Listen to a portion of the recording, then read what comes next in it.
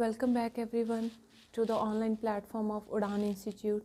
आज के question lecture ਦੇ ਵਿੱਚ ਜਿਹੜੇ ਹੈਗੇ ਆ ਆਪਾਂ ਨੈਕਸਟ ਕੁਐਸਚਨ ਜਿਹੜੇ ਹੈਗੇ ਆ ਡਿਸਕਸ ਕਰਾਂਗੇ of the year 2020 exam of master cadre. ਸਭ ਤੋਂ ਪਹਿਲਾਂ ਆਪਣੇ ਕੋਲ ਐਗਜ਼ਾਮ ਕੁਐਸਚਨ ਕੀ ਆਇਆ ਹੈਗਾ 12th question velocity of electromagnetic wave in free space. ਆਪਾਂ ਫ੍ਰੀ ਸਪੇਸ ਦੇ ਵਿੱਚ ਇਲੈਕਟ੍ਰੋਮੈਗਨੈਟਿਕ ਵੇਵ ਦੀ ਵੈਲੋਸਿਟੀ ਨੂੰ ਡਿਸਕਸ ਕਰਨਾ ਹੈਗਾ। ਠੀਕ ਹੈ, ਤਾਂ ਆਪਾਂ ਨੂੰ ਪਤਾ ਹੈਗਾ ਜਿਹੜੀਆਂ मैक्सवैल इक्वेशनस ने, ठीक है, आप मैक्सवैल इक्वेशनस तो जी है वेलोसिटी जोड़ा पहला कैलकुलेट कर सकते हैं। तो उस तो बाद आप दसांगे कि वो वेलोसिटी जी है फ्रीकुएंसी पर डिपेंड करती है कि कि वो फ्रीकुएंसी तो इंडिपेंडेंट हैगी है कि वो इनक्रीज़ करती हैगी है फ्रीकुएंसी तो इनक्रीज़ करना या डिक्रीज़ करती हैगी है या फिर ज़ीरो। हुण देखो आह वाली ऑप्शन तो तुहानूं राइट अवे जिहड़ा हैगा ਉਹ ਜਿਹੜਾ ਮਾर्क कर देना चाहिए कि ये ऑप्शन सही नहीं हैगी। ਇਹਦਾ रीज़न की हैगा आप इलैक्ट्रोमैगनैटिक वेव की गल कर रहे हैं और वो भी फ्री स्पेस दे विच। फ्री स्पेस मतलब वैक्यूम दे विच डिस्कस करन दे हुण सानूं इन्ना पता हैगा कि लाइट एक इलैक्ट्रोमैगनैटिक वेव है। अगर लाइट एक इलैक्ट्रोमैगनैटिक वेव है तो सानूं ये भी पता है कि speed of light in free space 3 × 10⁸ metre per sec. तो ये definitely C is not zero. तो आह वाली ऑप्शन तो साड़ी राइट अवे जी हैगी इनकरैक्ट हो जानी चाहिए है क्योंकि सानू सारिਆਂ ਨੂੰ ਅਸੀਂ छोटी क्लास तो पढ़ते आ रहे हैं कि स्पीड ऑफ लाइट कितनी हो रही है 3 × 10⁸ मीटर पर सैक। हुण गल आ गई फ्री स्पेस दे विच वेलोसिटी की गल करन दी। तो आपां जिहड़ी हैगी इस चीज़ नूं स्टार्ट कर सकते हैं मैक्सवैल इक्वेशनस तो। तो अपने कोले जिहड़ी हैगी फस्ट मैक्सवैल इक्वेशन की आती हुंदी सी अपने कोले, अगर तुहानूं याद होवे तो del dot E is equals to rho by epsilon naught. ठीक है, इत्थे ई अपने को इलैक्ट्रिक फील्ड नूं दर्शा रहा है, रो जिहड़ी हैगी चार्ज डेंसिटी है। तो सानूं पता है कि रो जिहड़ी हैगी वो ज़ीरो हुंदी है जदों आपां गल कर रहे हैगे फ्री स्पेस की, कोई चार्ज नहीं हैगा उत्थे। तो इहदा मतलब की होया कि साडे कोले जिहड़ा डेल डॉट ई दी वैल्यू आ रही है वो कितनी आ गई जी ज़ीरो। तो इनू आप 1 मार्क कर लिया। ओके, उस तो बाद आप सैकेंड दे विच गए तो अपने कोले डेल क्रॉस ई दी जिहड़ी वैल्यू आ रही है वो अपने कोले कितनी हुंदी है minus of del B over del T. B इत्थे की हैगा, बी इत्थे मैगनैटिक फील्ड है, ई की है ई अपने कोले इलैक्ट्रिक फील्ड है। तो इनू आप इक्वेशन सैकेंड मार्क कर लिया। उस तो बाद मैगनैटिक फील्ड की जदों गल करते हैं तो सानू पता है कि डेल डॉट बी जिहड़ा हुंदा आ वो ज़ीरो हुंदा आ। ठीक है, तो बी तो एच विच रिलेशनशिप की हुंदा आ B is equals to mu naught times H. ठीक है जी, तो इत्थे मैं इनू इदां भी लिख सकती हैगी कि del dot mu naught times H is equals to zero. That implies कि अपने कोले जिहड़ा डेल डॉट एच हैगा उहदी वैल्यू भी कितनी है ज़ीरो। तो ये अपने कोले होगी जी थर्ड इक्वेशन ही आ गई। फोर्थ इक्वेशन आ गई अपने कोले del cross H is equals to mu naught times J plus epsilon naught times del E over del T. तो ये अपने को आ गई जी फोर्थ इक्वेशन।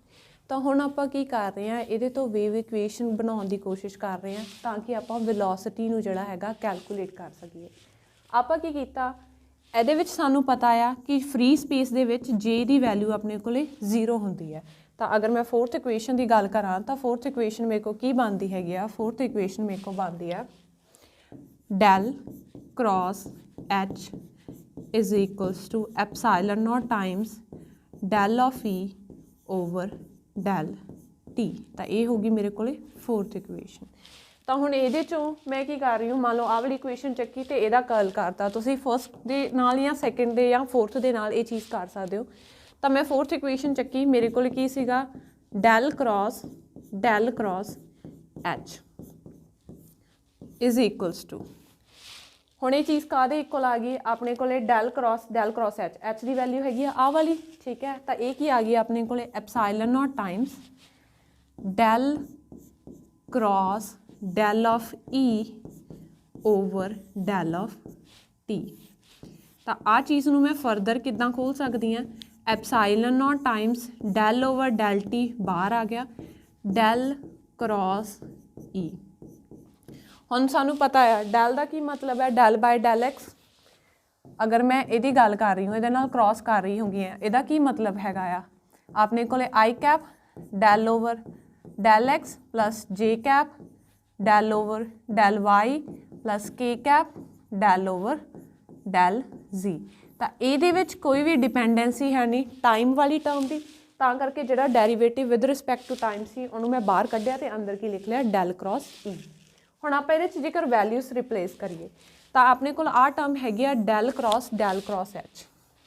ਤਾਂ ਇਹ ਕੀ ਆ ਗਈ, del into del dot H minus del square H. ਹੁਣ ਦੇਖੋ ਡੈਲ ਡਾਟ एच ਦੀ ਵੈਲਿਊ ਆਪਾਂ ਹੁਣੇ ਇੱਥੇ ਕੈਲਕੂਲੇਟ ਕੀਤੀ ਆ ਥਰਡ ਇਕੁਏਸ਼ਨ ਦੇ ਵਿੱਚ। ਡੈਲ ਡਾਟ एच ਕਿੰਨਾ ਹੈਗਾ ਆਪਣੇ ਕੋਲੇ, 0 ਹੈਗਾ। ਤਾਂ ਆਹ ਵਾਲੀ ਟਰਮ ਤਾਂ ਆਪਣੇ ਕੋਲੇ 0 ਹੋ ਗਈ। ਉਸ ਤੋਂ ਬਾਅਦ ਮੇਰੇ ਕੋਲੇ ਕੀ ਟਰਮ ਬਚੀ, ਤਾਂ ਮੇਰੇ ਕੋਲੇ ਟਰਮ ਬਚੀ minus of del square H is equals to epsilon naught times del over del T into del cross E. हुण डेल क्रॉस ई की वैल्यू मैनू पता आ, डेल क्रॉस ई की वैल्यू की कीती हैगी आ, मैं डेल क्रॉस ई की वैल्यू कीती हैगी आ minus of del B over del T. अपने को सैकेंड जिहड़ी हैगी आ आपां मैक्सवेल इक्वेशन आही लिखी सी, del cross E is equals to minus of del B over del T. हुण आह वाली टर्म एच दे विच है तो इनू भी आपां एच दे विच जे कन्वर्ट करिए तो सानूं पता आ बी की हो गया अपने कोले म्यू नॉट टाइम्स एच। तो इनू मैं जदों रिप्लेस किया तो ये की आ गई अपने कोले del of H over del T, वो भी माइनस आ। ठीक है जी। हुण जदों आ टर्म अपने कोले इन्नी आ गई तो आपां इत्थे की कर रहे हैं, वैल्यू नू रिप्लेस कर रहे हैं। अगर आप वैल्यू नू रिप्लेस कर रहे हैं तो ये कितनी आ गई अपने कोले del square H is equals to epsilon naught times. ठीक है, इत्थे जिहड़ा हैगा अपने कोले बी की जगह तो आप म्यू नॉट एच किया सी, तो इत्थे म्यू नॉट बाहर आ गया, epsilon naught times mu naught minus दा आ माइनस का साइन है राजा इत्थे minus of del of H over del of T. तो अपने कोले की अगे आ गया, ये आ गया अपने कोले del square H is equals to mu naught times epsilon naught times del of H over del T. इनू इधर चक लिया, del square H minus mu naught epsilon naught del of H over del of T is equals to 0। हुण आ equation अगर आप देखिए तो अपने को वेव इक्वेशन की इक्वेशन होंगी है del square psi plus 1 over जदों आप गल करते हैं सी स्क्वायर, सी होंगी अपने को speed of light 1 upon C square del of H over del of T is equals to 0। ये चीज़ सी स्क्वायर हो सकती है जदों आप गल करते हैं राजे फ्री स्पेस की। ठीक है, ये 1 अपॉन वी स्क्वायर हो सकती है जदों मैं किसी मैटर दे विच इस वेव नूं डिस्कस कर रही हूँ। तो अल्टीमेटली जिहड़ी मेरे को 1 अपॉन वी स्क्वायर की वैल्यू हैगी आ, ये कितनी आ रही है अपने को mu and mu naught epsilon naught. ठीक है, तो इत्थे जे मैं वी की वैल्यू करा वेलोसिटी ऑफ लाइट की वैल्यू करा तो कितनी आ रही है व्यू 1 upon mu naught epsilon naught. आ स्क्वायर आ इधर जाके रूट हो गया, वी उपर ले आंदी उधर जाके वो रेसिप्रोकल हो गया। तो हुण इत्थे देखो कि आ जिहड़ी हैगी आ इनू आपां सी लिखते हैं जिहड़ी कि जिहदी वैल्यू की होगी अपने कोले 1 upon under root of mu naught epsilon. तो आ इक्वेशन तो या आ वाली इक्वेशन जिहड़ी आपां हुणे कैलकुलेट की है, इस इक्वेशन तो सानू ये पता चल रहा है वी की वैल्यू राजे इत्थे म्यू एप्साइलन हुंदी है जदों आपां किसी मैटर दे विच गल करदे हैगे आ। ठीक है, म्यू एप्साइलन जिहड़ा हैगा जदों आपां किसी मैटर दे विच गल करदे आ 1 upon mu naught epsilon not हुंदी है। फ्री स्पेस वाली जिहड़ी वैल्यू हुंदी है वो कदों हुंदी है जदों आपां फ्री स्पेस दे विच उस वेव की प्रोपोगेशन नूं डिस्कस कर रहे हैं। तो हुण इत्थे अपने कोल सी की वैल्यू की आ गई under root of 1 over mu naught epsilon naught. तो आ चीज़ां दोनों कॉन्सटेंट ने। ठीक है, तो इन्हां दी कोई भी फ्रीकुएंसी ते डिपेंडेंसी हैगी है ਤਾਂ ਇਹਨਾਂ ਦੀ ਕੋਈ ਵੀ ਫ੍ਰੀਕੁਐਂਸੀ ਤੇ ਡਿਪੈਂਡੈਂਸੀ ਨਹੀਂ ਹੈਗੀ। ਦੈਟ ਮੀਨਸ ਕਿ ਜਿਹੜਾ ਉਹਨਾਂ ਨੇ ਸਾਨੂੰ ਕੁਐਸਚਨ ਪੁੱਛਿਆ ਸੀ ਉਹ ਕੁਐਸਚਨ ਕੀ ਸੀਗਾ ਕਿ ਜਿਹੜੀ ਇਹ ਆਪਣੇ ਕੋਲੇ ਸਪੀਡ ਆਫ ਲਾਈਟ ਹੈਗੀ ਹੈ ਜਿਹਦੀ ਕਿ ਅਸੀਂ ਵੈਲਿਊ ਕਾਹਦੇ ਮੈਥਮੈਟਿਕਲੀ ਕਾਹਦੇ ਇਕੁਅਲ ਕੈਲਕੂਲੇਟ ਕੀਤੀ ਆ 1/μ0 ਐਪਸਾਈਲਨ ਨੋਟ ਕੈਲਕੂਲੇਟ ਕੀਤੀ ਆ, ਤਾਂ ਕੀ ਇਹ ਕਿਸੇ ਵੀ ਤਰੀਕੇ ਨਾਲ ਐਫ ਤੇ ਡਿਪੈਂਡ ਕਰ ਰਿਹਾ ਹੈ? ਨਹੀਂ ਡਿਪੈਂਡ ਕਰ ਰਿਹਾ। ਦੈਟ ਮੀਨਸ ਸਾਡੀ ਕਰੈਕਟ ਆਪਸ਼ਨ ਕੀ ਹੈਗੀ ਆ? ਏ, ਇੰਡੀਪੈਂਡੈਂਟ ਆਫ ਐਫ। ਤਾਂ ਇਹ ਫ੍ਰੀਕੁਐਂਸੀ ਤੇ ਕਿਸੇ ਵੀ ਤਰੀਕੇ ਨਾਲ ਡਿਪੈਂਡ ਨਹੀਂ ਕਰ ਰਹੀ। ਉਸ ਤੋਂ ਬਾਅਦ ਆ ਗਿਆ ਆਪਣੇ ਕੋਲੇ velocity of wave in N ideal conductor. ਤਾਂ ਜਿਹੜਾ ਕੋਈ ਵੀ ਆਈਡੀਅਲ ਕੰਡਕਟਰ ਹੁੰਦਾ ਆ, ਆਈਡੀਅਲ ਕੰਡਕਟਰ ਦੇ ਵਿੱਚ ਜਿਹੜੀ ਹੈਗੀ ਆ ਆਪਾਂ ਵੈਲੋਸਿਟੀ ਆਫ ਵੇਵ ਦੀ ਗੱਲ ਕਰ ਰਹੇ ਹੈਗੇ ਆ। ਠੀਕ ਹੈ ਰਾਜੇ, ਕੰਡਕਟਰ ਦੇ ਵਿੱਚ ਕੀ ਹੁੰਦਾ ਸਾਨੂੰ ਪਤਾ ਆ ਕੋਈ ਵੀ ਇਲੈਕਟ੍ਰਿਕ ਫੀਲਡ ਨਹੀਂ ਹੁੰਦਾ। ਠੀਕ ਹੈ, ਦੈਟ ਮੀਨਸ ਉਹਦੇ ਵਿੱਚ ਕੋਈ ਵੀ ਫਲੋ ਆਫ ਚਾਰਜ ਨਹੀਂ ਹੁੰਦਾ। ਤੇ ਅਗਰ ਆਪਾਂ ਵੇਵ ਦੀ ਵੈਲੋਸਿਟੀ ਦੀ ਗੱਲ ਕਰੀਏ ਤਾਂ ਜੇਕਰ ਉਹ ਕੋਈ ਰੈਜ਼ਿਸਟੈਂਸ ਪ੍ਰੋਡਿਊਸ ਨਹੀਂ ਕਰ ਰਿਹਾ ਤਾਂ ਜਿਹੜੀ V ਆਫ P ਹੁੰਦੀ ਆ ਉਹ ਲੈਸ ਦੈਨ C ਹੁੰਦੀ ਆ। ਤੇ ਜੇ ਉਹ ਕੰਡਕਟਰ ਆਈਡੀਅਲ ਹੈਗਾ ਤਾਂ ਜਿਹੜੀ ਵੇਵ ਵੈਲੋਸਿਟੀ ਹੁੰਦੀ ਆ ਉਹ ਕੀ ਹੁੰਦੀ ਆ ਆਪਣੇ ਕੋਲੇ 0 ਹੋ ਜਾਂਦੀ ਆ। ਠੀਕ ਹੈ ਜੀ, ਨੈਕਸਟ ਕੁਐਸਚਨ। ਉਸ ਤੋਂ ਬਾਅਦ ਕੀ ਆ ਉਹ ਕਹਿੰਦੇ if a current of 1 ampere flowing through an inductor L is equals to 2 Henry, the energy stored in inductor is। ਤਾਂ ਆਪਾਂ ਜਿਹੜਾ ਹੈਗਾ એનર્ਜੀ ਸਟੋਰ ਦਾ ਜਿਹੜਾ ਹੈਗਾ ਇੰਡਕਟਰ ਦੇ ਕੇਸ ਦੇ ਵਿੱਚ ਆਪਾਂ ਫਾਰਮੂਲਾ ਡਿਸਕਸ ਕੀਤਾ ਹੋਇਆ। ਉਹ ਫਾਰਮੂਲਾ ਕੀ ਹੁੰਦਾ ਆ? E ਦੀ ਵੈਲਿਊ ਕਿੰਨੀ ਹੁੰਦੀ ਆ ਆਪਣੇ ਕੋਲੇ? 1/2 LI²। ਠੀਕ ਹੈ, L ਕੀ ਹੈਗੀ ਆ? ਇਹਦੀ ਇੰਡਕਟੈਂਸ ਹੈਗੀ ਆ। I ਕੀ ਹੈਗਾ? ਕਰੰਟ ਫਲੋਇੰਗ ਥਰੂ ਦਾ ਸਿਸਟਮ ਹੈਗਾ ਆ। ਤਾਂ ਅਗਰ ਮੈਂ ਇੱਥੇ E ਦੀ ਵੈਲਿਊ ਕੈਲਕੂਲੇਟ ਕਰ ਰਹੀ ਹੂੰ, E is equals to 1/2। L the value ਕਿੰਨੀ ਦਿੱਤੀ ਹੋਈ ਆ ਉਹਨਾਂ ਨੇ? 2 ਹੈਨਰੀ। ਉਸ ਤੋਂ ਬਾਅਦ I ਦੀ ਵੈਲਿਊ ਕਿੰਨੇ ਐਂਪੀਅਰ ਕਰੰਟ ਹੈਗਾ ਆ? 1 ਐਂਪੀਅਰ।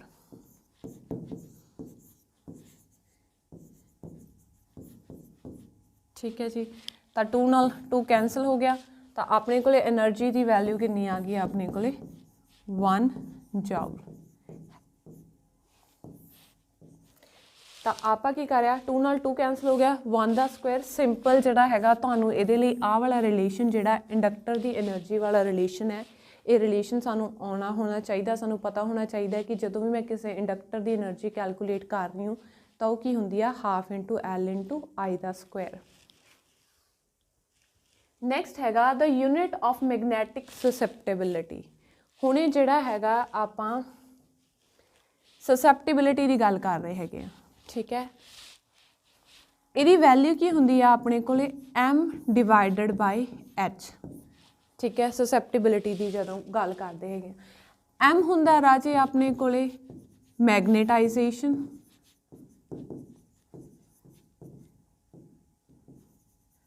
ਠੀਕ ਹੈ, ਤੇ ਜਿਹੜਾ ਆਪਣੇ ਕੋਲੇ H ਹੁੰਦਾ ਆ ਇਹ ਕੀ ਹੁੰਦਾ ਆ? ਇਹ ਸਾਡੇ ਕੋਲੇ ਹੁੰਦਾ ਜੀ ਅਪਲਾਈਡ ਮੈਗਨੈਟਿਕ ਫੀਲਡ।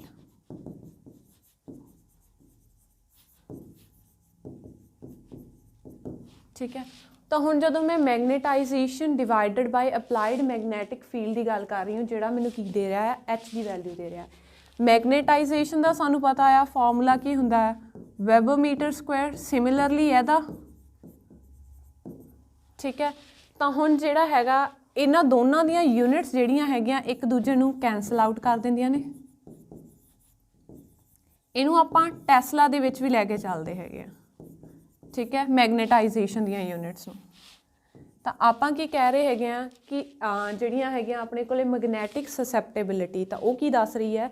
ਕਿੰਨੀ ਮੈਗਨੇਟਾਈਜੇਸ਼ਨ ਪ੍ਰੋਡਿਊਸ ਹੋਈ ਹੈ ਕਿਸੇ ਵੀ ਸਿਸਟਮ ਦੇ ਵਿੱਚੋਂ ਜਦੋਂ ਆਪਾਂ ਇੱਕ ਯੂਨਿਟ ਮੈਗਨੈਟਿਕ ਫੀਲਡ ਉਹਦੇ 'ਤੇ ਅਪਲਾਈ ਕੀਤਾ ਆ। ਠੀਕ ਹੈ, ਤਾਂ ਇਹ ਜਿਹੜੀ ਕੁਆਂਟਿਟੀ ਹੈਗੀ ਆ ਇਹਦੀ ਕੋਈ ਯੂਨਿਟਸ ਨਹੀਂ ਹੁੰਦੀਆਂ ਕਿਉਂਕਿ ਮੈਗਨੇਟਾਈਜੇਸ਼ਨ ਅਤੇ ਮੈਗਨੈਟਿਕ ਫੀਲਡ ਦੀਆਂ ਯੂਨਿਟ ਆਪਣੇ ਕੋਲੇ ਸੇਮ ਹੁੰਦੀਆਂ ਨੇ। ਠੀਕ ਹੈ, ਤਾਂ ਇੱਥੇ ਆਪਣੇ ਕੋਲੇ ਸਹੀ ਆਪਸ਼ਨ ਕੀ ਹੈਗੀ ਆ? D option nil. ਤਾਂ ਸਾਡੇ ਕੋਲੇ ਕੋਈ ਵੀ ਜਿਹੜੀਆਂ ਸਸੈਪਟੇਬਿਲਿਟੀ ਦੀਆਂ ਯੂਨਿਟਸ ਨਹੀਂ ਹੁੰਦੀਆਂ। ਨੈਕਸਟ ਹੈਗਾ ਆ velocity of N electromagnetic wave. ਤਾਂ ਹੁਣ ਆਪਾਂ ਕੀ ਕਰਨ ਦੀ ਕੋਸ਼ਿਸ਼ ਕਰ ਰਹੇ ਹਾਂ? ਇਲੈਕਟ੍ਰੋਮੈਗਨੈਟਿਕ ਵੇਵ ਦੀ ਵੈਲੋਸਿਟੀ ਦੀ ਗੱਲ ਕਰਨ ਦੀ ਕੋਸ਼ਿਸ਼ ਕਰ ਰਹੇ ਹਾਂ। ਤਾਂ ਪਿੱਛੇ ਜੇ ਆਪਾਂ ਹੁਣ ਇੱਕ ਜਿਹੜਾ ਰਿਲੇਸ਼ਨਸ਼ਿਪ ਸਟੱਡੀ ਕੀਤਾ ਆ V is equals to 1/μ∈, ਜਾਂ ਫਿਰ C ਦੇ ਕੇਸ ਦੇ ਵਿੱਚ ਕੀ ਕੀਤਾ ਆ? C is equals to 1/√μ0 ε0। ठीक है। तो आ जिहड़ी म्यू एप्साइलन वाली टर्म हैगी आ राजे, इहनूं जिहड़ा हैगा बीटा भी कहा जाता है। तो वी की वैल्यू की हुंदी है इनवर्सली प्रपोर्शनल टू बीटा। जिहड़ा म्यू एप्साइलन हैगा अंडर रूट दे विच, इहनूं आपां की लिखते हैं बीटा दे नाल रिप्रजेंट करते हैं। तो अपने कोले वेलोसिटी की हैगी आ इनवर्सली प्रपोर्शनल टू बीटा हैगी आ। तो दैट मीनस जदों असीं जिहड़ा हैगा मैक्सवैल इक्वेशनस नूं सॉल्व करके वेव इक्वेशन बनाई है, ਉਹਦੇ ਤੋਂ ਵੈਲੋਸਿਟੀ ਦੀ ਵੈਲਿਊ ਕੈਲਕੂਲੇਟ ਕੀਤੀ ਹੈ। ਤਾਂ ਦੋ ਕੁਐਸਚਨ ਸਾਨੂੰ ਸੇਮ ਟੌਪਿਕ 'ਚੋਂ ਆਏ ਨੇ, ਠੀਕ ਹੈ। ਇਸ ਤੋਂ ਇਲਾਵਾ ਜਿਹੜੀਆਂ ਆਪਾਂ ਇਲੈਕਟ੍ਰੋਮੈਗਨੈਟਿਕ ਵੇਵਸ ਨੂੰ ਡਿਸਕਸ ਕਰਾਂਗੇ, ਉਹ ਇਲੈਕਟ੍ਰੋਮੈਗਨੈਟਿਕ ਵੇਵਸ ਆਪਾਂ ਡਿਸਕਸ ਕਰਾਂਗੇ ਮੀਡੀਅਮ ਦੇ ਵਿੱਚ ਵੀ ਅਤੇ ਫ੍ਰੀ ਸਪੇਸ ਦੇ ਵਿੱਚ ਵੀ, ਠੀਕ ਹੈ ਜੀ। ਉਸ ਤੋਂ ਬਾਅਦ ਆ ਗਿਆ for a uniform plane wave in X direction. ਹੁਣ ਆਪਣੇ ਕੋਲ ਇੱਕ ਪਲੇਨ ਵੇਵ ਆਪਾਂ ਕੰਸੀਡਰ ਕਰਕੇ ਚੱਲ ਰਹੇ ਹਾਂ ਜਿਹੜੀ ਕਿ ਐਕਸ ਡਾਇਰੈਕਸ਼ਨ ਦੇ ਵਿੱਚ ਮੂਵ ਕਰ ਰਹੀ ਹੈ। ਤਾਂ ਸਾਨੂੰ ਇੰਨੀ ਗੱਲ ਪਤਾ ਆ ਕਿ ਕੋਈ ਵੀ ਵੇਵ ਹੈਗੀ ਆ, ਠੀਕ ਹੈ, ਉਹਦੇ ਵਿੱਚ ਜਿਹੜੇ ਹੈਗੇ ਆ ਇਲੈਕਟ੍ਰਿਕ ਫੀਲਡ, ਠੀਕ ਹੈ, ਤੇ ਜਿਹੜਾ ਮੈਗਨੈਟਿਕ ਫੀਲਡ ਆ ਉਹ ਕੀ ਹੁੰਦੇ ਆ, ਉਹ ਦੋਨੋਂ ਦੇ ਦੋਨੋਂ ਕੀ ਹੁੰਦੇ ਆ, ਉਹ ਆਪਣੇ ਕੋਲੇ ਪਰਪੈਂਡੀਕੂਲਰ ਹੁੰਦੇ ਆ ਟੂ ਡਾਇਰੈਕਸ਼ਨ ਆਫ ਵੇਵ ਪ੍ਰੋਪੇਗੇਸ਼ਨ। ਇਹਦਾ ਕੀ ਮਤਲਬ ਹੈ ਪਰਪੈਂਡੀਕੂਲਰ ਹੋਣ ਦਾ? ਇਹਦਾ ਮਤਲਬ ਇਹ ਹੈਗਾ ਕਿ ਮੰਨ ਲਓ ਮੇਰੀ ਇੱਕ ਵੇਵ ਹੈਗੀ ਆ ਜਿਹੜੀ ਐਕਸ ਡਾਇਰੈਕਸ਼ਨ ਦੇ ਵਿੱਚ ਪ੍ਰੋਪੇਗੇਟ ਹੋ ਰਹੀ ਹੈ, ਜਿਵੇਂ ਕਿ ਇਹਨਾਂ ਨੇ ਇਸ ਕੇਸ ਦੇ ਵਿੱਚ ਦੱਸਿਆ ਆ ਕਿ ਇੱਕ ਪਲੇਨ ਵੇਵ ਹੈਗੀ ਆ ਜਿਹੜੀ ਐਕਸ ਡਾਇਰੈਕਸ਼ਨ ਦੇ ਵਿੱਚ ਪ੍ਰੋਪੇਗੇਟ ਕਰ ਰਹੀ ਆ। ਤਾਂ ਉਸ ਕੇਸ ਦੇ ਵਿੱਚ ਚਾਹੇ ਇਲੈਕਟ੍ਰਿਕ ਫੀਲਡ ਕੰਪੋਨੈਂਟ ਦੀ ਗੱਲ ਕਰਾਂ, ਚਾਹੇ ਮੈਂ ਮੈਗਨੈਟਿਕ ਫੀਲਡ ਕੰਪੋਨੈਂਟ ਦੀ ਗੱਲ ਕਰਾਂ, ਤਾਂ ਐਕਸ ਐਕਸਿਸ ਦੇ ਵਿੱਚ ਦੋਨੋਂ ਕੰਪੋਨੈਂਟਸ 0 ਹੋਣਗੇ। ਦੈਟ ਮੀਨਸ ਅਗਰ ਮੈਂ ਕਹਾਂ कि मेरे को E ऑफ X तो जोड़ा मेरे को H ऑफ X हैगा आ, इन्हां दोनों की वैल्यू 0 होगी, ठीक है। उस तो इलावा अगर मैं E Y की गल करा कि मेरे को Y कंपोनेंट नॉन जीरो है, मान लो मैं क्या इलैक्ट्रिक फील्ड का Y कंपोनेंट मेरे को नॉन जीरो हैगा, तो उस केस दे विच मैगनैटिक फील्ड किहड़ी डायरैक्शन च होऊगा?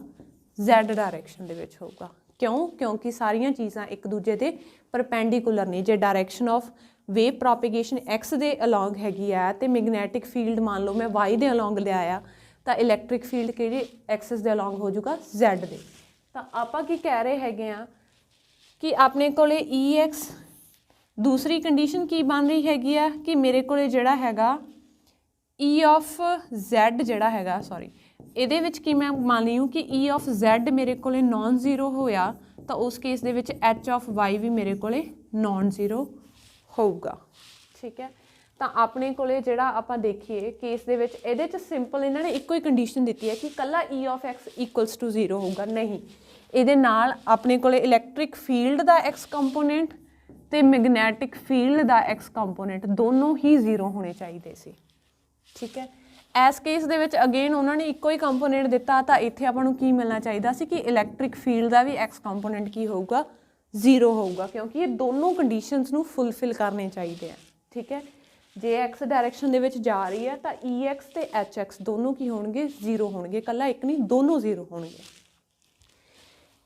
इस केस दे विच की क्या है, ई एक्स 0 है एच वाई 0 है, नहीं, असी की क्या ई एक्स 0 है तो एच एक्स 0 हैगा।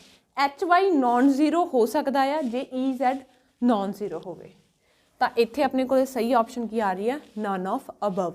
तो इस क्वेश्चन नूं सॉल्व करने लई सानूं सिंपल इन्नी की गल ध्यान च रखनी पैनी है कि कोई भी वेव हैगी आ उहदे विच जिहड़े हैगे आ इलैक्ट्रिक फील्ड मैगनैटिक फील्ड वो दोनों की हैगे आ एक दूजे दे ते डायरैक्शन ऑफ प्रोपोगेशन दे की हुंदे आ परपेंडिकुलर हुंदे आ। तो जे एक्स एक्सिस दे विच मेरी वेव जा रही है तो मेरे को ई वाई नॉन जीरो होगा, एच जैड नॉन जीरो होगा। जे मेरे को ई वाई 0 हैगा तो उत्थे की हो जाऊगा ई जैड तो एच वाई। उस तो बाद अपने को नैक्सट क्वेश्चन की आ रहा हैगा the field energy in a very good conductor. हुणे आपां करके हटे हैं कि जदों भी असां किसी भी कंडक्टर की गल करते हैं तो उहदे विचों जिहड़ा हैगा कोई भी इलैक्ट्रिक फील्ड एस्टैबलिश नहीं हुंदा, ठीक है। क्यों? क्योंकि वो वेरी गुड कंडक्टर है। तो उस केस दे विच जिहड़ी फील्ड एनर्जी हैगी है जिहड़ी जरनली सम हुंदी है इलैक्ट्रिक फील्ड मैगनैटिक फील्ड आ, वो फील्ड एनर्जी कल्ली काहदे ते डिपेंड करूगी? मैगनैटिक फील्ड ते। क्यों?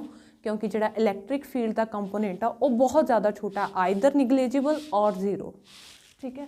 तो इस केस दे विच की हैगी आ, वो कहंदे कि जिहड़ी फील्ड एनर्जी हैगी आ ऑलमोस्ट इलैक्ट्रिक इन नेचर। तो आ चीज़ नूं ते असीं हुणे डिक्लाइन करता कि इलैक्ट्रिक इन नेचर तो बिल्कुल नहीं होगी। तो नैक्सट हैगा ऑलमोस्ट मैगनैटिक इन नेचर। तो इत्थे की हैगा, मैं की क्या आ कि वो या तो प्योरली मैगनैटिक हो सकती है या तो ऑलमोस्ट, कि इलैक्ट्रिक फील्ड या तो 0 हो सकता है या तो वेरी समॉल है। अगर वो वेरी समॉल है तो वो चीज़ दे विच अपने को मैगनैटिक इन नेचर हो जूगी। ठीक है। Equal electric and magnetic again it is not true. क्यों आप कह रहे हैं इलैक्ट्रिक फील्ड बहुत थोड़ा होंदा है as compared to magnetic field. None of above option भी अपने को ट्रू नहीं हैगी। तो अपने को इस टाइम किहड़ी ऑप्शन सही हैगी है, almost magnetic in nature. Okay जी, नैक्सट क्वेश्चन की हैगा, what is the electric flux throughout a close surface surrounding an electric dipole.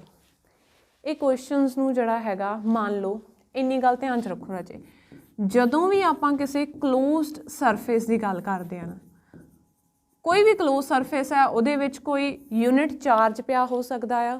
ठीक है। उहदे विच कोई डाइपोल पई हो सकती हैगी है, कुछ भी पिया आ, बस वो सरफेस की है, क्लोज्ड सरफेस है। तो उस केस दे विच, क्लोज्ड सरफेस के केस दे विच इलैक्ट्रिक फ्लक्स जिहड़ी हैगी आ वो ऑलवेज 0 हुंदी है। उहदा रीजन की है, उहदा रीजन अगर मैं तुहानूं जिहड़ा हैगा नॉर्मली समझाउण दी कोशिश करां तो मान लो मेरे कोल एक यूनिट चार्ज पिया आ किसी क्लोज्ड सरफेस दे विच। ठीक है।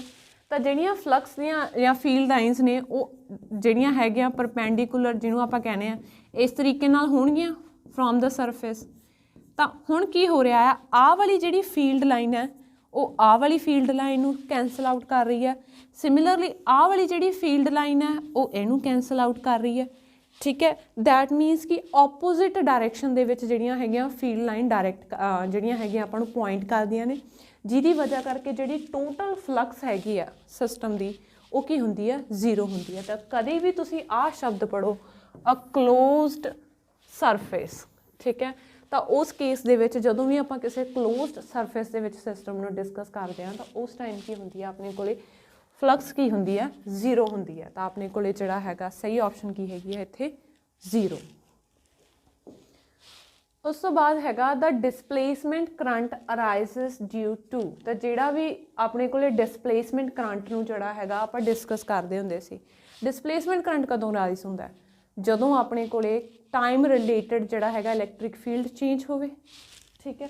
तो हुण जिवें इन्हां ने की किया आ, टाइम वेरिंग इलैक्ट्रिक फील्ड। तो जदों मेरे कोल इलैक्ट्रिक फील्ड जिहड़ा हैगा टाइम दे नाल वेरी करदा आ तो उस केस दे विच की हुंदा आ, डिसप्लेसमेंट करंट अराइज हुंदे आ। This is the very definition of displacement current, that it arises only when there is a time varying electric field। ठीक है जी। उस तो बाद की हैगा, which series of hydrogen spectrum has the wavelength in visible range। ठीक है। तो आपां की गल करन दे आ किहड़ी सीरीज़ हैगी आ हाइड्रोजन स्पैक्ट्रम दी जिहदी वेवलेंथ जिहड़ी हैगी आ वो विजिबल रेंज दे विच हैगी आ। ठीक है।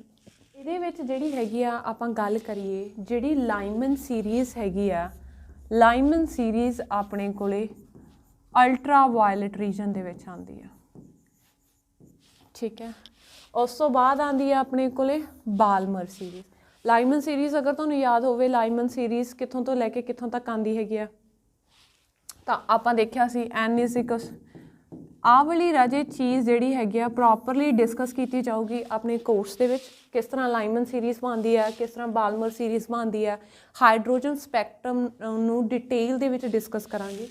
ਬਸ ਇੱਥੇ ਕੀ ਹੈਗਾ ਆਪਾਂ ਇੰਨਾ ਕੁ ਡਿਸਕਸ ਕਰਨ ਦੀ ਕੋਸ਼ਿਸ਼ ਕਰ ਰਹੇ ਹਾਂ ਕਿ ਜਿਹੜੀ ਵਿਜ਼ੀਬਲ ਰੇਂਜ ਦੇ ਵਿੱਚ ਆਉਂਦੀ ਆ ਉਹ ਕਿਹੜੀ ਹੁੰਦੀ ਆ, ਬਾਲਮਰ ਸੀਰੀਜ਼।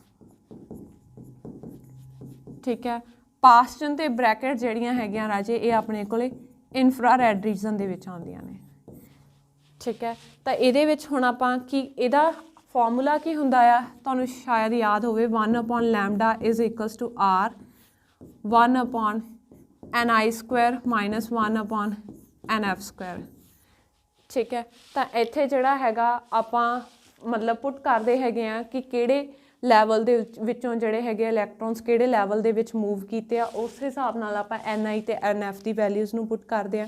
ਤੇ ਉਸ ਤੋਂ ਬਾਅਦ ਜਿਹੜਾ ਹੈਗਾ ਰੈਡਬਰਗ ਕੌਂਸਟੈਂਟ ਦੀ ਵੈਲਿਊ ਪੁੱਟ ਕਰਕੇ ਆਪਾਂ ਵੇਵਲੈਂਥ ਨੂੰ ਕੈਲਕੂਲੇਟ ਕਰਦੇ ਹਾਂ ਤੇ ਉਹ ਵੇਵਲੈਂਥ ਨੂੰ ਜਦੋਂ ਆਪਾਂ ਕੈਲਕੂਲੇਟ ਕਰਦੇ ਹਾਂ ਉਸ ਤੋਂ ਵੇਵਲੈਂਥ ਦੇ ਨੰਬਰ ਤੋਂ ਸਾਨੂੰ ਪਤਾ ਲੱਗਦਾ ਹੈ ਕਿ ਪਰਟੀਕੂਲਰ ਸੀਰੀਜ਼ ਕਿਹੜੇ ਰੀਜਨ ਦੇ ਵਿੱਚ ਹੈਗੀ ਆ, ਕੀ ਇਹ ਆਪਣੇ ਕੋਲੇ ਅਲਟਰਾ ਵਾਇਲਟ ਰੀਜਨ ਦੇ ਵਿੱਚ ਹੈ, ਕੀ ਆਪਣੇ ਕੋਲੇ ਵਿਜ਼ੀਬਲ ਹੈ ਜਾਂ ਇਨਫਰਾਰੈਡ ਹੈਗੀ ਆ।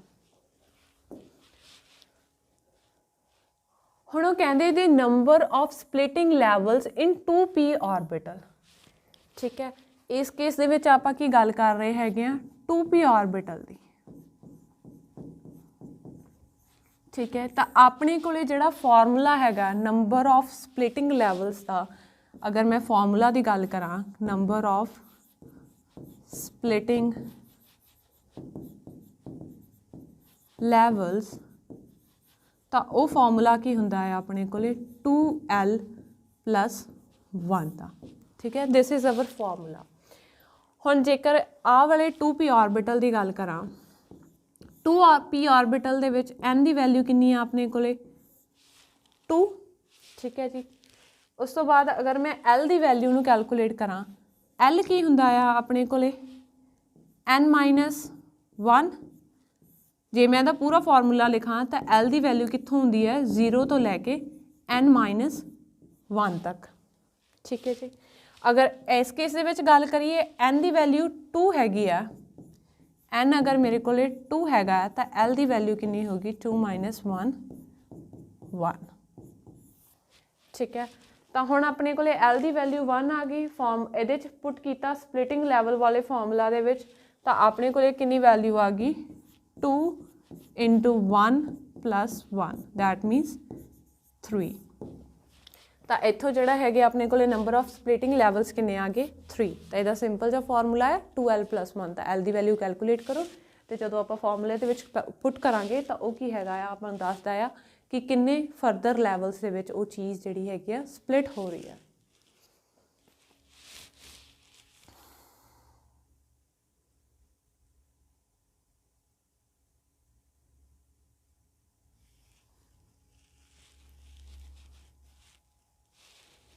उस तो बाद की हैगा आ वो कहते if an electron in hydrogen atom jumps from third orbit to second orbit.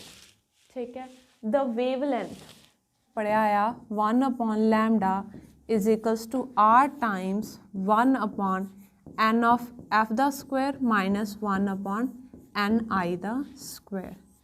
ठीक है, तो वो कहते कि इलैक्ट्रॉन दे विच हाइड्रोजन एटम जंप कर रहा है थर्ड ऑर्बिट तो। ठीक है, तो अपने को कित्थों जड़ा ऑर्बिट ni कितना हो गया, कित्थों जंप कर रहा है थर्ड ऑर्बिट तो जंप कर रहा है सैकेंड ऑर्बिट दे विच, तो nf कितना हो गया अपने को 2 हो गया। तो आप ni ते nf की वैल्यू इत्थे पुट करते हैं इनीशियल ऑर्बिट ते फाइनल ऑर्बिट। तो इनीशियल की सीगा 3 तो जंप किया है, कित्थे जंप किया 2 दे विच। तो अपने को 1/λ की आ गया r टाइम्स 1/nf कितना हैगा 2 द स्क्वायर माइनस 1/3 का स्क्वायर। तैनू अगर आप गाहां कैलकुलेट करके देखिए तो अपने को की आ रहा है 1/λ is equals to r times 1/4 minus 1/9। तो ये कितना हो गया 9 - 4/36 into r is equals to 1/λ। तो 1/λ की आ गया r टाइम्स 5/36। तो आपको की चाहिए है लैमडा की वैल्यू, आ सारी चीज़ उधर चक लियाओ, लैमडा नूं उधर लै जाओ। तो अपने को लैमडा की वैल्यू कितनी आ गई 36 डिवाइडेड बाय 5r। तो कि ये कोई ऑप्शन है 36 divided by 5r? Yes, here it is. ठीक है, तो आपको पता है 1/λ हैगा, तो यदा सारी नैक्सट वाली टर्म का आपको की करना पऊगा रेसिप्रोकल करना पऊगा। तो इत्थों की कैलकुलेट कर रहे हैं वेवलेंथ ऑफ अमिटेड रेडिएशन। तो आप की कर रहे हैं आप ऑर्बिटल्स देख रहे हैं कित्थों लैके कित्थों तक जंप किया है। तो सिंपल जा जिहड़ा हैगा अपने को हाइड्रोजन एटम दे विच वेवलेंथ कैलकुलेट करन दा जो फॉर्मूला हैगा आप उस फॉर्मूला नूं सिंपली अप्लाई करता सिस्टम पे। उस तो बाद हैगा जी perturbation due to magnetic field. ये तो आप बहुत बार पढ़ चुके हैं कि कोई भी फील्ड हैगा आ चाहे इलैक्ट्रिक फील्ड मैगनैटिक फील्ड, तो वही हुण जे देखो ਇਹਦੇ 'ਚ ਅਗਰ ਮੈਂ ਆਪਸ਼ਨਸ ਕੈਂਸਲ ਆਊਟ ਕਰਨੀਆਂ ਹੋਣ ਤਾਂ ਉਹ ਕਹਿੰਦੇ ਪਰਟਰਬੇਸ਼ਨ ਡਿਊ ਟੂ ਮੈਗਨੈਟਿਕ ਫੀਲਡ। ਠੀਕ ਹੈ, ਤਾਂ ਪਹਿਲੀ ਗੱਲ ਤਾਂ ਇੰਨੀ ਮੇਰੇ ਕੋਲ ਕਲੀਅਰ ਹੋ ਗਈ ਕਿ ਆਪਣੇ ਕੋਲੇ ਪਰਟਰਬੇਸ਼ਨ ਕੱਢਣ ਦੀ ਕੋਸ਼ਿਸ਼ ਕਰ ਰਹੇ ਹਾਂ ਆਪਾਂ ਮੈਗਨੈਟਿਕ ਫੀਲਡ ਦੀ ਵਜ੍ਹਾ ਕਰਕੇ। ਰਾਜੇ ਇਹ ਥੋੜਾ ਡਿਡਕਸ਼ਨ ਮੈਥਡ ਹੈਗਾ, ਥੋੜੀ ਜਿਹੀ ਚੀਜ਼ ਆਪਾਂ ਨੂੰ ਹੈਲਪ ਹੋ ਜਾਂਦੀ ਹੈ। ਜਿੱਥੇ ਤੁਸੀਂ 4 ਆਪਸ਼ਨ ਚੋਂ ਇੱਕ ਆਪਸ਼ਨ ਨੂੰ ਚੂਜ਼ ਕਰਨਾ ਹੈ, ਥੋੜ੍ਹੀਆਂ ਜਿਹੀਆਂ ਆਪਸ਼ਨ ਆਪਾਂ ਐਲੀਮੀਨੇਟ ਕਰ ਲੈਂਦੇ ਹਾਂ, ਜਿੱਦਾਂ ਆਪਾਂ 0 ਵਾਲੇ ਕੋਈ ਕੇਸ ਦੇ ਵਿੱਚ ਕੀਤਾ ਸੀ ਕਿ ਸਾਨੂੰ ਪਤਾ ਆ ਕਿ ਲਾਈਟ ਦੀ ਇੱਕ ਸਪੈਸੀਫਿਕ ਵੈਲੋਸਿਟੀ ਹੁੰਦੀ ਹੈ, that means it is not going to be 0 in free space, right. ਇਸ ਕੇਸ ਦੇ ਵਿੱਚ ਹੁਣ ਆਪਾਂ ਕੀ ਕਰਨ ਦੀ ਕੋਸ਼ਿਸ਼ ਕਰ ਰਹੇ ਹਾਂ, ਆਪਾਂ ਮੈਗਨੈਟਿਕ ਫੀਲਡ ਦੀ ਵਜ੍ਹਾ ਦੀ ਕਰਕੇ ਪਰਟਰਬੇਸ਼ਨ ਕੈਲਕੂਲੇਟ ਕਰਨ ਦੀ ਕੋਸ਼ਿਸ਼ ਕਰ ਰਹੇ ਹਾਂ। ਤਾਂ ਹੁਣ ਦੇਖੋ ਮੈਗਨੈਟਿਕ ਫੀਲਡ ਦਾ ਸਿੰਬਲ ਹੁੰਦਾ ਮਿਊ, ਰਾਈਟ। ਅਗਰ ਮੈਗਨੈਟਿਕ ਫੀਲਡ ਦਾ ਸਿੰਬਲ ਮੇਰੇ ਕੋਲੇ B ਹੁੰਦਾ ਆ ਤਾਂ ਜਿਹੜੀ ਇਲੈਕਟ੍ਰਿਕ ਫੀਲਡ ਵਾਲੀ ਪਰਟਰਬੇਸ਼ਨ ਆ ਤਾਂ ਦੋਨੋਂ ਹੀ ਕੈਂਸਲ ਹੋ ਗਈਆਂ। ਓਬਵੀਅਸਲੀ ਮੈਂ ਕਿਸੇ ਸਿਸਟਮ ਨੂੰ ਪਰਟਰਬ ਕਰਨ ਦੀ ਕੋਸ਼ਿਸ਼ ਕਰ ਰਹੀ ਹਾਂ। ਮੇਰੇ ਕੋਲ ਇੱਕ ਸਿਸਟਮ ਪਿਆ ਆ, ਮੈਂ ਉਹਦੇ 'ਤੇ ਮੈਗਨੈਟਿਕ ਫੀਲਡ ਨੂੰ ਅਪਲਾਈ ਕੀਤਾ ਅਤੇ ਕਿਸ ਤਰ੍ਹਾਂ ਦੇ ਚੇਂਜਸ ਆ ਰਹੇ ਆ ਮੈਂ ਉਹਨੂੰ ਸਟੱਡੀ ਕਰਨ ਦੀ ਕੋਸ਼ਿਸ਼ ਕਰ ਰਹੀ ਹਾਂ। ਤਾਂ ਉੱਥੇ ਜਿਹੜਾ ਹੈਗਾ ਇਲੈਕਟ੍ਰਿਕ ਫੀਲਡ ਵਾਲਾ ਤਾਂ ਕੋਈ ਕੇਸ ਆਊਗਾ ਨਹੀਂ, ਠੀਕ ਹੈ। ਉਸ ਤੋਂ ਬਾਅਦ ਜਿਹੜਾ ਸੈਕਿੰਡ ਚੀਜ਼ ਹੈਗੀ ਆ ਰਾਜੇ, ਪਰਟਰਬੇਸ਼ਨ ਜਿਹੜੀ ਹੁੰਦੀ ਆ ਉਹ ਮਾਈਨਸ ਆਲਵੇਜ਼ ਕੋਈ એનર્ਜੀ ਹੁੰਦੀ ਹੈ, ਅਤੇ ਇੱਥੇ ਜਿਹੜਾ ਸਿੰਬਲ ਹੁੰਦਾ ਹੈ ਉਹ ਨੈਗੇਟਿਵ ਦਾ ਹੁੰਦਾ ਆ, ਠੀਕ ਹੈ। ਤਾਂ ਆਪਣੇ ਕੋਲੇ ਪਰਟਰਬੇਸ਼ਨ ਕੀ ਹੋਊਗੀ, -μ.B ਇਸ ਕੇਸ ਦੇ ਵਿੱਚ।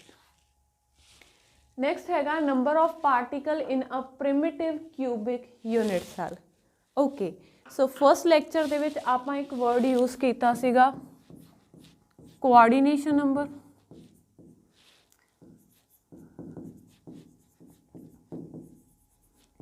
ਠੀਕ ਹੈ, ਕੋਆਰਡੀਨੇਸ਼ਨ ਨੰਬਰ ਦੀ ਆਪਾਂ ਅਗਰ ਡੈਫੀਨੇਸ਼ਨ 'ਤੇ ਜਾਈਏ ਤਾਂ ਪ੍ਰਿਮਿਟਿਵ ਯੂਨਿਟ ਸੈੱਲ ਕਿਆ ਆ, ਤਾਂ ਸਭ ਤੋਂ ਪਹਿਲਾਂ ਤਾਂ ਮੈਂ ਇੱਕ ਯੂਨਿਟ ਸੈੱਲ ਬਣਾਉਣ ਦੀ ਕੋਸ਼ਿਸ਼ ਕਰਦੀ ਹਾਂ, ਠੀਕ ਹੈ।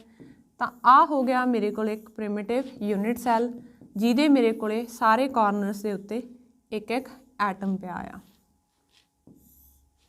ਠੀਕ ਹੈ। ਤਾਂ ਆਪਾਂ ਇੱਥੇ ਲੈ ਕੇ ਚੱਲਦੇ ਹਾਂ ਕਿ ਮੇਰੇ ਕੋਲੇ ਆਹ ਕਾਰਨਰ 'ਤੇ ਇੱਕ ਐਟਮ ਹੈ, ਇੱਥੇ ਮੇਰੇ ਕੋਲ ਇੱਕ ਐਟਮ ਹੈ, ਇੱਥੇ ਮੇਰੇ ਕੋਲ ਇੱਕ ਐਟਮ ਹੈ, ਇੱਧਰ ਵੀ, ਇੱਥੇ, ਮਤਲਬ ਸਾਰੇ ਕਾਰਨਰਸ ਦੇ ਉੱਤੇ ਮੇਰੇ ਕੋਲ ਇੱਕ ਇੱਕ ਐਟਮ ਪਿਆ ਆ, ਠੀਕ ਹੈ। ਇੱਕ ਮੇਰੇ ਕੋਲ ਯੂਨਿਟ ਸੈੱਲ ਹੋ ਗਿਆ। ਕੋਆਰਡੀਨੇਸ਼ਨ ਨੰਬਰ ਦਾ ਉਸ ਦਿਨ ਆਪਾਂ ਕੀ ਕੀਤਾ ਸੀ ਵੀ ਮੈਂ ਕਿਸੇ ਵੀ ਇੱਕ ਜਿਹੜੇ ਹੈਗੇ ਆ ਐਟਮ ਜਾਂ ਫਿਰ ਆਇਨ ਨੂੰ ਲੈ ਕੇ ਚੱਲ ਰਹੀ ਹੈਗੀ ਹਾਂ, ਠੀਕ ਹੈ। ਇਹਦੇ ਆਸ-ਪਾਸ ਕਿੰਨੇ ਨੀਅਰੈਸਟ ਨੇਬਰਸ ਨੇ ਉਹਨੂੰ ਆਪਾਂ ਕਹਿਤਾ ਕੋਆਰਡੀਨੇਸ਼ਨ ਨੰਬਰ। ਹੁਣ ਜਿਹੜਾ ਕੁਐਸਚਨ ਹੈਗਾ ਆਪਣੇ ਕੋਲੇ ਉਹਦੇ 'ਚ ਆਪਾਂ ਕੀ ਕੈਲਕੂਲੇਟ ਕਰਨ ਦੀ ਕੋਸ਼ਿਸ਼ ਕਰ ਰਹੇ ਹਾਂ, ਆਪਾਂ ਕੀ ਯੂਜ਼ ਕਰ ਰਹੇ ਹਾਂ, ਨੰਬਰ ਆਫ ਪਾਰਟੀਕਲਸ, ਠੀਕ ਹੈ। ਨੰਬਰ ਆਫ ਪਾਰਟੀਕਲਸ ਦੇ ਵਿੱਚ ਅਗਰ ਮੈਂ ਦੇਖਾਂ ਤਾਂ ਇਹ ਸਿੰਪਲ ਕੁਛ ਨਹੀਂ ਹੁੰਦਾ, ਇੱਕ ਐਟਮ ਮੈਂ ਚੱਕਿਆ ਆ, ਮੰਨ ਲਓ ਮੈਂ ਆਹ ਵਾਲਾ ਐਟਮ ਚੱਕਿਆ ਆ, ਠੀਕ ਹੈ। ਇਹਦਾ ਅਗਰ ਮੈਂ ਜਿਹੜਾ ਹੈਗਾ ਗਾ ਨੰਬਰ ਆਫ ਪਾਰਟੀਕਲ ਕੈਲਕੂਲੇਟ ਕਰਨੇ ਆ ਤਾਂ ਮੈਂ ਸਿੰਪਲ ਇਹ ਦੇਖਣਾ ਆ ਕਿ ਇੱਕ ਐਟਮ ਅਗਰ ਹੈਗਾ ਆ ਮੇਰੇ ਕੋਲ ਤਾਂ ਇਹ ਕਿੰਨੇ ਜਿਹੜਾ ਹੈਗਾ ਗਾ ਯੂਨਿਟ ਸੈੱਲ ਜਾਂ ਪ੍ਰਿਮਿਟਿਵ ਸੈੱਲਸ ਦੇ ਵਿੱਚ ਸ਼ੇਅਰਡ ਹੈ, ਠੀਕ ਹੈ।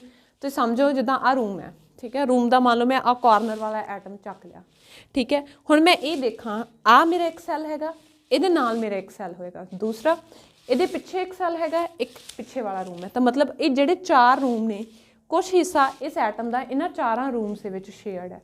ਉਸੇ ਤਰ੍ਹਾਂ ਥੱਲੇ ਵੀ ਆਪਣੇ ਕੋਲੇ 4 ਜਿਹੜੇ ਹੈਗੇ ਆ ਯੂਨਿਟ ਸੈੱਲਸ ਪਏ ਹੋਣਗੇ, ਤਾਂ ਕੁਛ ਹਿੱਸਾ ਇਸ ਐਟਮ ਦਾ ਉਹਨਾਂ 4 ਨਾਲ ਵੀ ਸ਼ੇਅਰ ਹੋਊਗਾ, ਠੀਕ ਹੈ। ਤਾਂ ਇੱਥੇ ਜਿਹੜਾ ਹੈਗਾ ਆਪਣੇ ਕੋਲੇ ਨੰਬਰ ਆਫ ਪਾਰਟੀਕਲਸ ਕੀ ਦੱਸਦੇ ਹੈਗੇ ਆ, ਟੋਟਲ ਨੰਬਰ ਆਫ ਪਾਰਟੀਕਲ ਅਗਰ ਮੈਂ ਕਿਊਬ ਦੇ ਵਿੱਚ ਗੱਲ ਕਰਾਂ ਤਾਂ ਟੋਟਲ ਨੰਬਰ ਆਫ ਐਟਮਸ 8 ਪਏ ਆ, 1 2 3 4 5 6 7 ਔਰ 8। ਤਾਂ ਆਪਣੇ ਕੋਲੇ 8 ਕਾਰਨਰਸ ਦੇ ਉੱਤੇ ਆਪਣੇ ਕੋਲੇ ਐਟਮਸ ਪਏ ਆ, ਆਪਣੇ ਕੋਲੇ 8 ਪਏ ਹੈਗੇ ਆ 8 ਕਾਰਨਰਸ ਦੇ ਉੱਤੇ।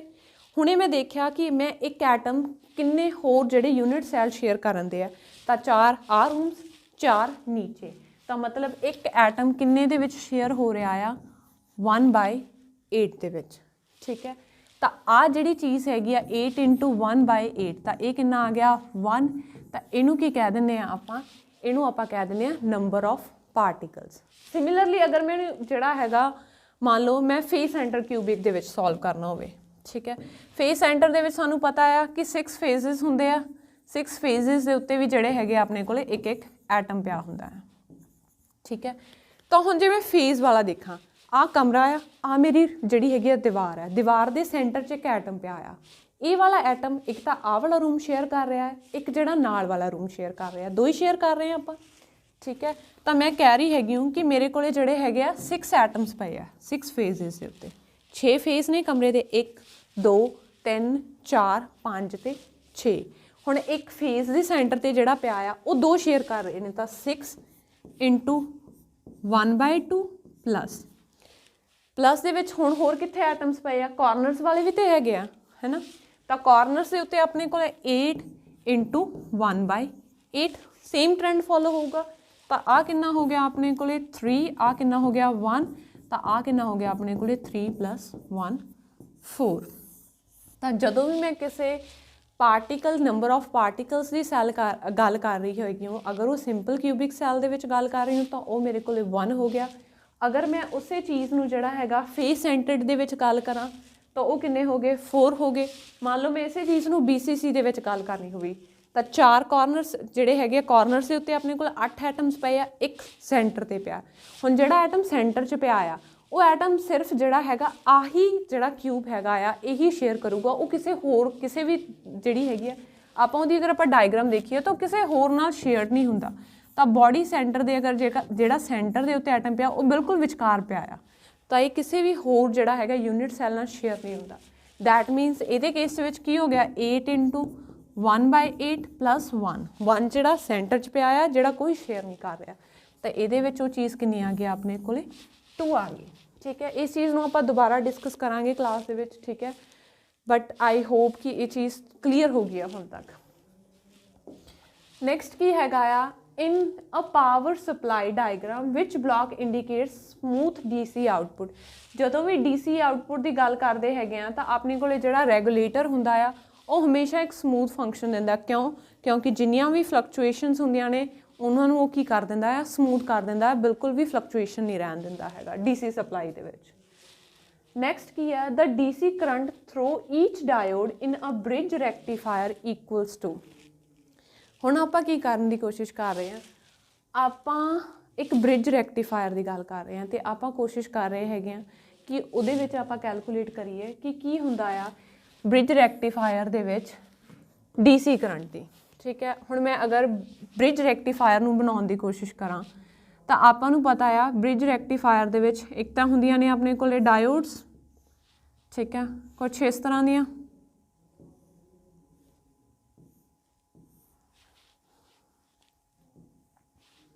ठीक है इत्थे जिहड़ा हैगा अपने कोले सेंटर दे विच वो कनैक्ट हुंदियां ने जिन्हों आपां कह दिंदे हैगे आ लोड। ठीक है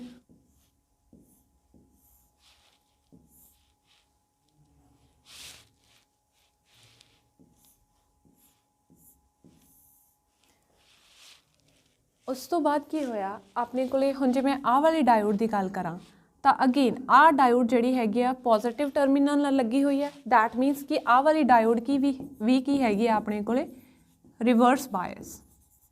तो जदों करंट आह वाली डायोड इधरों आया ठीक है let's take a different colour current अपने कोले इस डायरेक्शन चो आया आह वाली डायोड चो पास किया।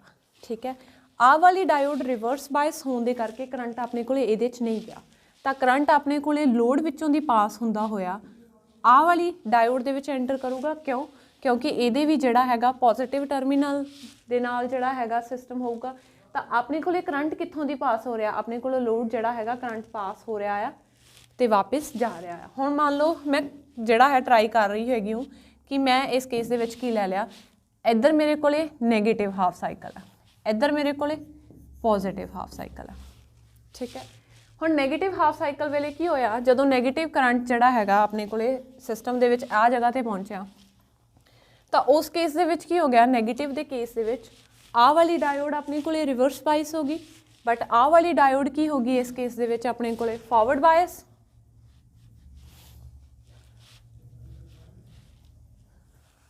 ठीक है तो आ वाली डायोड मेरे कोले की होगी फॉरवर्ड बायस। उस तो बाद करंट आ वाली डायोड चों पास होया। ठीक है जदों इत्थे पहुंचा तो देखो इत्थे की है नैगेटिव टर्मिनल जिहड़ा हैगा नैगेटिव जिन्हों आपां कह दईए कि नैगेटिव साइकिल आया होया तो आ पॉजिटिव टर्मिनल है मतलब आ डायोड तक की होगी रिवर्स बायस होगी। तो अगेन करंट किहदे चों पास किया अपने कोले लोड दे विचों पास करके आ वाली डायोड दे नैगेटिव टर्मिनल च एंटर किया तो अल्टीमेटली जिहड़ा हैगा वो सिस्टम नूं छड्ड के ਬਾਹਰ ਚਲਾ ਗਿਆ। ਤਾਂ ਇਸ ਕੇਸ ਦੇ ਵਿੱਚ ਕੀ ਹੋਇਆ ਹੈਗਾ, ਆਪਣੀ ਜਿਹੜਾ ਕਰੰਟ ਹੈਗਾ ਅਗੇਨ ਆਪਣੇ ਕੋਲੇ ਕਾਹਦੇ ਚੋਂ ਪਾਸ ਹੋਇਆ ਹੈ, ਲੋਡ ਚੋਂ ਪਾਸ ਹੋਇਆ। ਤਾਂ ਉਹ ਕਹਿੰਦੇ ਕਿ half of DC load current the load current. ਤਾਂ ਹੁਣ ਦੇਖੋ ਜਿੰਨਾ ਲੋਡ ਕਰੰਟ ਸੀਗਾ ਹਮੇਸ਼ਾ ਕਰੰਟ ਉਹਦੇ ਵਿੱਚੋਂ ਡਾਇਓਡ ਦੇ ਹਿਸਾਬ ਨਾਲ ਪਾਸ ਹੁੰਦਾ ਰਿਹਾ। ਤਾਂ ਜਦੋਂ ਵੀ ਆਪਾਂ ਕਿਸੇ ਬ੍ਰਿਜ ਰੈਕਟੀਫਾਇਰ ਦੀ ਗੱਲ ਕਰਦੇ ਹੈਗੇ ਆ ਤਾਂ ਉਹ ਕੀ ਹੁੰਦਾ ਆ, ਲੋਡ ਕਰੰਟ ਦੇ ਇਕੁਅਲ ਜਿਹੜਾ ਹੈਗਾ ਕਰੰਟ ਸਿਸਟਮ ਚੋਂ ਪਾਸ ਹੁੰਦਾ ਆ।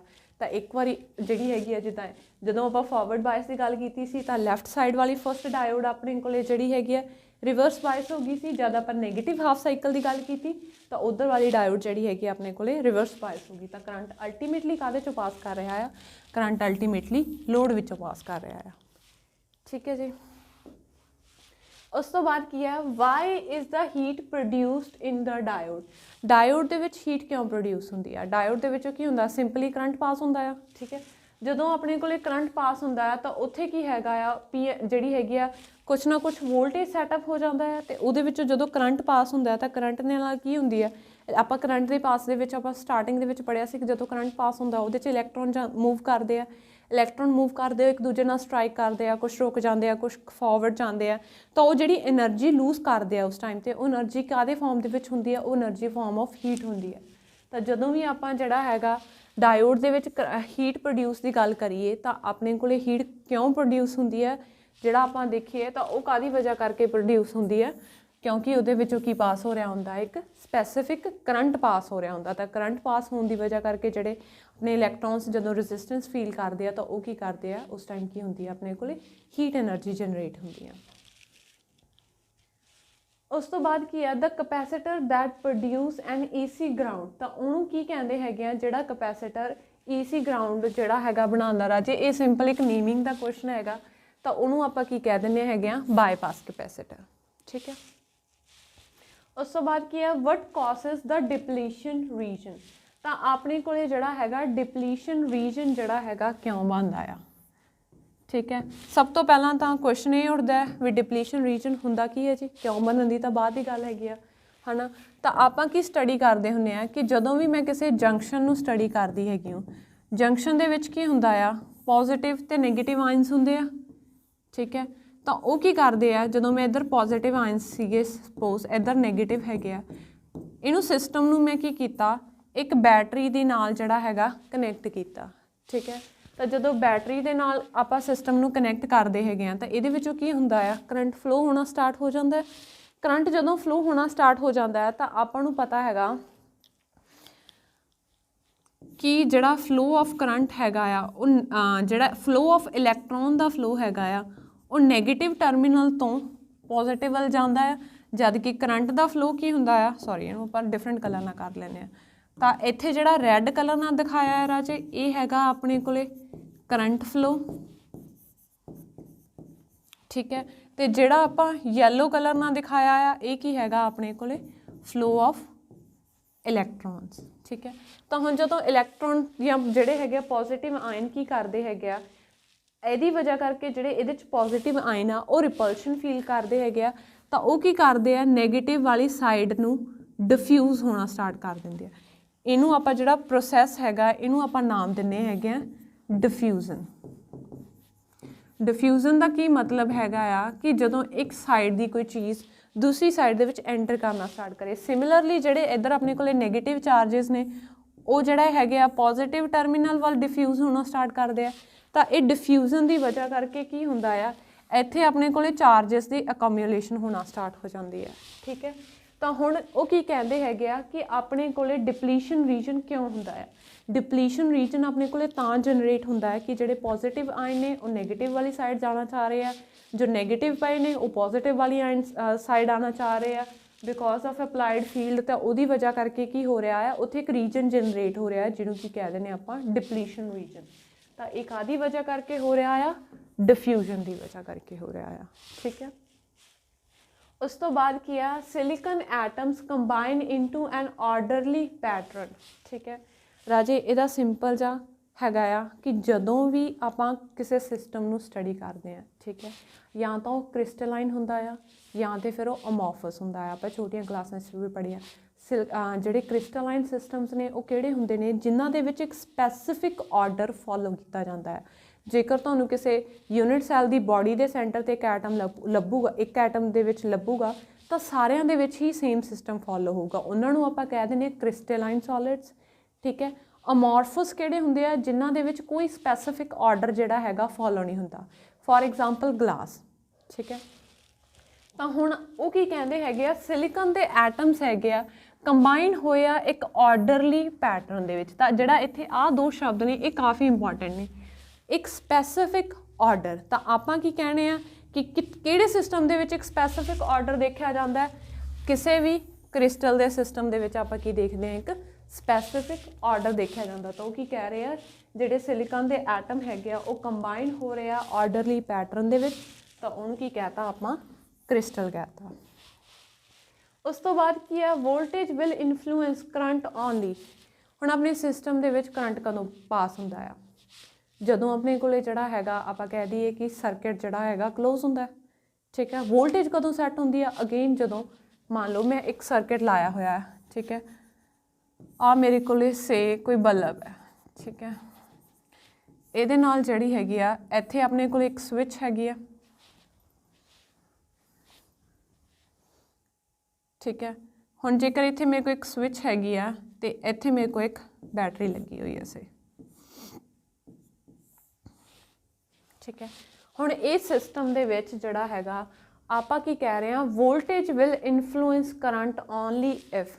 ਕਰੰਟ ਨੂੰ ਵੋਲਟੇਜ ਕਦੋਂ ਇਨਫਲੂਐਂਸ ਕਰੂਗੀ, ਜਦੋਂ ਆਪਣੇ ਕੋਲੇ ਸਰਕਿਟ ਕੀ ਹੋਊਗਾ, ਕਲੋਜ਼ ਹੋਊਗਾ। ਬਟ ਓਬਵੀਅਸ ਅਗਰ ਆਪਣੇ ਕੋਲ ਸਿਸਟਮ ਹੀ ਕਲੋਜ਼ ਨਹੀਂ ਹੈਗਾ ਆਪਣੇ ਕੋਲੇ, ਤਾਂ ਉਸ ਕੇਸ ਦੇ ਵਿੱਚ ਜਿਹੜਾ ਹੈਗਾ ਕਿੰਨੇ ਮਰਜ਼ੀ ਵੋਲਟ ਦੀ ਇੱਥੇ ਬੈਟਰੀ ਲਾ ਦਾਂ ਮੈਂ, 5 ਵੋਲਟ ਦੀ ਬੈਟਰੀ ਲਾ ਦਾਂ, ਕੋਈ ਸਿਗਨੀਫਿਕੈਂਸ ਨਹੀਂ। ਜਿੰਨਾ ਚਿਰ ਮੇਰੇ ਕੋਲੇ ਕਰੰਟ ਨਹੀਂ ਪਾਸ ਹੋ ਰਿਹਾ, ਜਿੰਨਾ ਚਿਰ ਮੇਰੇ ਕੋਲ ਸਰਕਿਟ ਨਹੀਂ ਕੀ ਹੈਗਾ, ਕਲੋਜ਼ ਨਹੀਂ ਹੈਗਾ। ਤਾਂ ਇਹਦਾ ਸਹੀ ਆਪਸ਼ਨ ਕੀ ਹੈਗੀ ਆ, ਡੀ ਆਪਸ਼ਨ ਆਪਣੇ ਕੋਲੇ ਸਹੀ ਹੈਗੀ ਆ।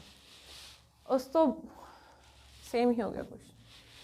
To describe a dynamic system, we must have the knowledge of dynamic system। ਰਾਜੇ ਇੱਥੇ ਆਹ ਵਾਲਾ ਸ਼ਬਦ ਇੰਪੋਰਟੈਂਟ ਹੈਗਾ, ਜਿੱਥੇ ਆਪਾਂ ਗੱਲ ਕਰ ਰਹੇ ਹੈਗੇ ਹਾਂ ਕਿਸੇ ਡਾਇਨਾਮਿਕ ਸਿਸਟਮ ਦੀ, ਕਿ ਆਪਾਂ ਇੱਕ ਡਾਇਨਾਮਿਕ ਸਿਸਟਮ ਨੂੰ ਡਿਸਕਰਾਈਬ ਕਰ ਰਹੇ ਹਾਂ। ਡਾਇਨਾਮਿਕ ਸਿਸਟਮ ਕੀ ਹੁੰਦਾ ਆ, ਡਾਇਨਾਮਿਕ ਸਿਸਟਮ ਉਹ ਵਾਲਾ ਸਿਸਟਮ ਹੈ ਜਿੱਥੇ ਅਸੀਂ ਕਿਸੇ ਪਾਰਟੀਕਲ ਦੀ ਸਪੀਡ ਤੇ ਉਹਦੀ ਪੋਜੀਸ਼ਨ ਸਾਈਮਲਟੇਨੀਅਸਲੀ ਡਿਸਕਰਾਈਬ ਕਰ ਰਹੇ ਹਾਂ। ਮਤਲਬ ਮੇਰੇ ਕੋਲ ਨੰਬਰ ਆਫ ਪਾਰਟੀਕਲਸ ਪਏ ਹੈਗੇ ਆ ਸਿਸਟਮ ਦੇ ਵਿੱਚ, ਉਹਨਾਂ ਦੀ ਕੋਈ position as well as their momentum. Momentum ਦਾ ਕੀ ਮਤਲਬ ਹੈ, ਆਪਾਂ ਨੂੰ ਪਤਾ ਆ P = m/v। Mass of particle fixed ਹੋਊਗਾ, ਮਾਸ ਆਫ ਪਾਰਟੀਕਲ ਨਹੀਂ ਚੇਂਜ ਕਰ ਰਿਹਾ, ਬਟ ਵੈਲੋਸਿਟੀ ਆਫ ਪਾਰਟੀਕਲਸ ਕੀ ਹੋ ਰਹੀ ਹੈ, ਚੇਂਜ ਹੋ ਰਹੀ ਹੈ ਜਦੋਂ ਆਪਾਂ ਇੱਕ ਕਲਾਸੀਕਲ ਸਿਸਟਮ ਨੂੰ ਪੜ੍ਹਦੇ ਹਾਂ। ਤਾਂ ਕੋਈ ਵੀ ਇਹੋ ਜਿਹਾ ਸਿਸਟਮ ਜਿਹੜਾ ਡਾਇਨਾਮਿਕ ਹੈ, ਡਾਇਨਾਮਿਕ ਸਿਸਟਮ ਨੂੰ ਸਟੱਡੀ ਕਰਨ ਵਾਸਤੇ ਮੈਨੂੰ ਪੋਜੀਸ਼ਨ ਪਤਾ ਹੋਣੀ ਚਾਹੀਦੀ ਹੈ ਉਸ ਚੀਜ਼ ਦੀ, ਪਾਰਟੀਕਲ ਦੀ। ਪੋਜੀਸ਼ਨ ਦਾ ਕੀ ਮਤਲਬ ਹੈ, ਮੈਨੂੰ x, y ਤੇ z ਕੋਆਰਡੀਨੇਟ ਦੇ ਹਿਸਾਬ ਨਾਲ ਉਹਦੀ ਲੋਕੇਸ਼ਨ ਪਤਾ ਹੋਵੇ। ਮੰਨ ਲਓ ਮੇਰੇ ਕੋਲੇ ਕੋਈ ਐਟਮ ਇੱਥੇ ਪਿਆ ਆ ਜਾਂ ਕੋਈ ਵੀ ਪਾਰਟੀਕਲ ਇੱਥੇ ਪਿਆ ਆ, ਤਾਂ ਮੈਂ x ਐਕਸਿਸ 'ਤੇ ਕਿੱਥੇ ਆ, ਉਹ y ਦੇ ਉੱਤੇ ਕਿੱਥੇ ਆ ਤੇ z ਦੇ ਕਿੱਥੇ ਆ, ਉਹਦੀ ਪੋਜੀਸ਼ਨ ਪਤਾ ਹੋਵੇ ਮੈਨੂੰ, ਠੀਕ ਹੈ। ਦੂਸਰੀ ਚੀਜ਼ ਮੈਨੂੰ ਕੀ ਪਤਾ ਹੋਵੇ, ਉਸ ਚੀਜ਼ ਦਾ ਮੋਮੈਂਟਮ ਪਤਾ ਹੋਵੇ,